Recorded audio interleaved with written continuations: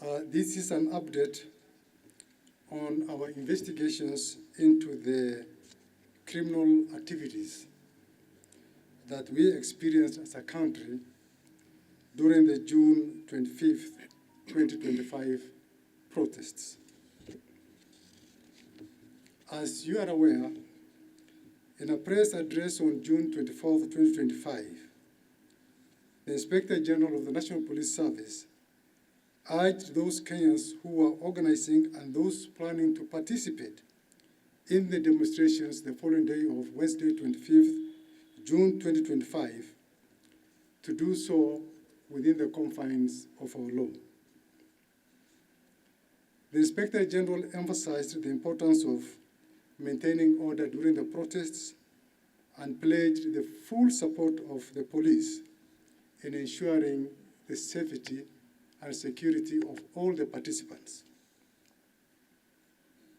The Inspector General reassured citizens that their right to peaceful assembly, as enshrined in Article 37 of our Constitution, would be upheld, and that law enforcement will facilitate a secure environment for the exercise of their rights. However, on Wednesday, June 2025, Kenya witnessed demonstrations dubbed Gen Z anniversary protests. While some citizens turned out peacefully to exercise their constitutional rights to assemble and express dissent, a well-coordinated network of criminal actors infiltrated and hijacked these demonstrations. These criminals came out with the sole intention to cause chaos, loot, destroy lives and property, with a clear, coordinated agenda to forcibly enter lawfully protected areas and destroy government installations. We acknowledge with deep sorrow that these events resulted into the loss of innocent lives. We extend our heartfelt condolences to the families who have unfortunately and regrettably lost their loved ones. Law enforcement officers suffered significant harm while protecting genuine protesters, property, and maintaining law and order, with at least 11 officers sustaining serious injuries, some life-threatening. Every life lost is a tragedy that shakes the conscience of our nation. We mourn with you and we remain committed to ensuring that justice is not only done, but is seen to be done. No family should ever suffer such pain under the pretense of protests or the breakdown of public order. We confirm that what began as peaceful civic education in certain parts of the country quickly devolved into orchestrated violence. Intelligence and arrest records revealed that some individuals with specific instructions to attack public institutions and security installations were ferried in unmarked vehicles from particular areas that security agencies are currently looking into. Our investigations have unearthed a series of deeply troubling incidents. There was widespread destruction of critical government infrastructure, such as Kikuyu law courts, Kikuyu government offices, and multiple police stations, including Olkalau Police Station, Dagoretti, Gachui Police Post, and the Kamukunji Police Station, amongst others. Several firearms and police equipment were stolen during these attacks, and disturbingly, some of these weapons have already been used in violent robberies last night within Naivasha police station area. The G3 rifle that was stolen from Kikuyu police station was used in the commission of violent robberies within Naivasha police station. A grenade launcher, 4 guns, and other police equipment, including uniforms and anti-riot gear stolen, have so far been recovered and the perpetrators apprehended.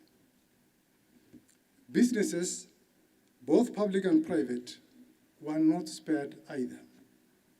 Notably, several wholesale and retail outlets within the Nairobi CBD, Kitengela, Dagoretti, Naivasha, and Nyeri, amongst others, were brazenly looted and vandalized.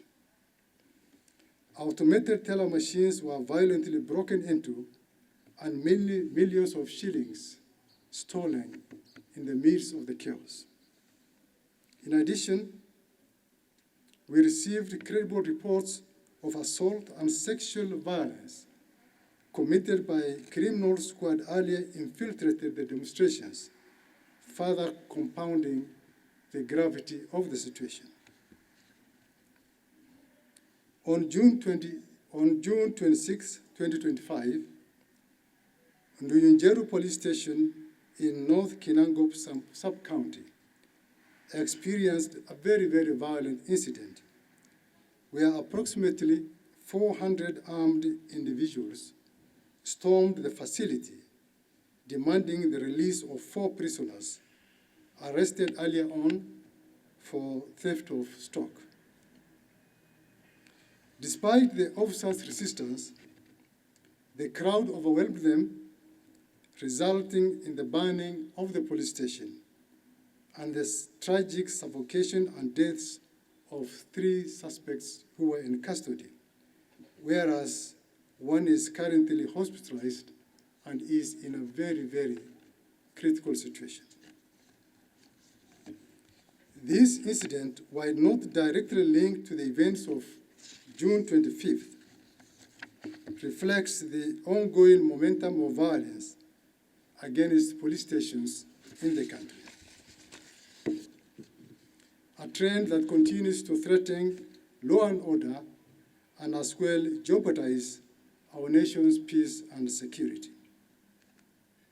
Fellow Kenyans, we must not allow our nation to spiral into anarchy and chaos.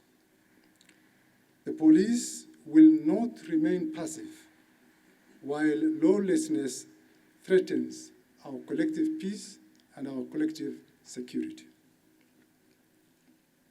As of today, 485 individuals have been arrested in connection to what happened on June 25th.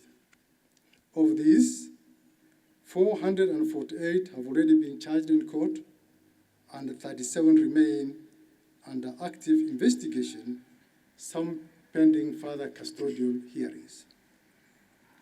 The charges range from murder, terrorism, rape, gang rape, arson, obstruction of police officers while on duty, breaking and stealing, robbery and as well robberies with violence, stealing from locked motor vehicles, incitement to violence, handling stolen goods, malicious damage to property, and possession of illegal firearms.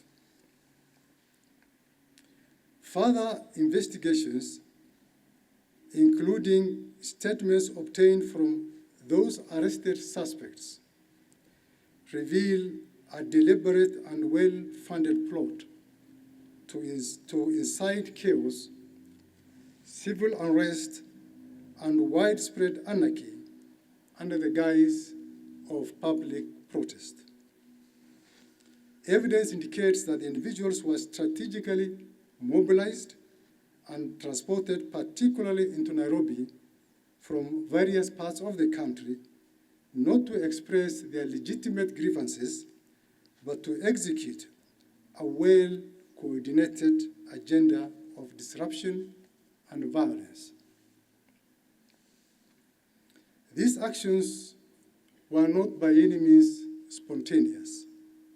They were orchestrated, and we are actively pursuing the key planners, the mobilizers, the financiers, and the facilitators behind this scheme, and they will be brought to justice very soon.